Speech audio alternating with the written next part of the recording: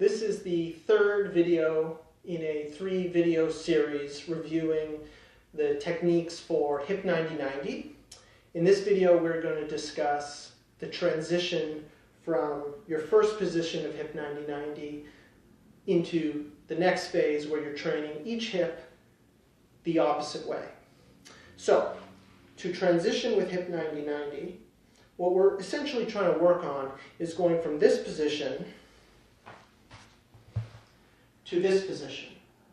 And you can simply do it like that, but the transitioning, doing it methodically, has a training purpose as well. So let's get back into our original position. And one way to do this is, I brought a little spine model. It has nothing to do with it being a spine, but I'm just using it under my front knee. And I'm going to push my knee down into that so I have something to push my knee into. You could simply use the floor, but I'm going to make sure that my front knee stays in contact with that device. You can use anything you like or nothing.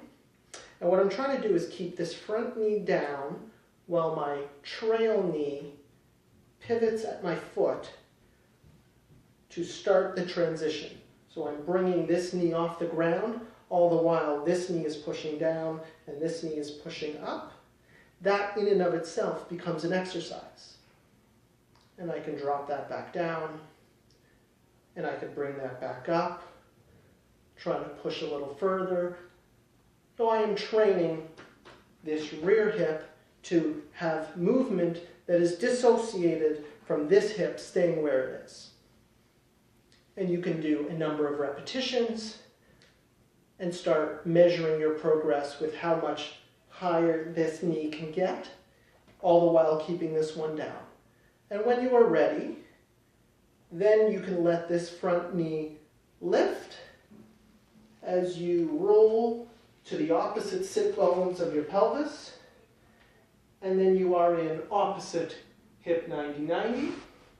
And now you can work the back leg, which was your front leg, and you can work your front leg, which was your back leg.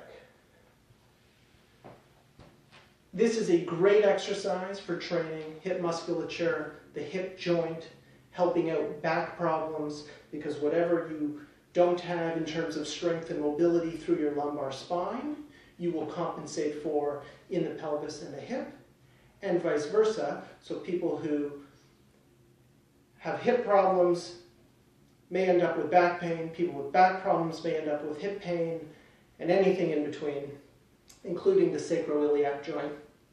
So all these 3 videos go through hip 90-90.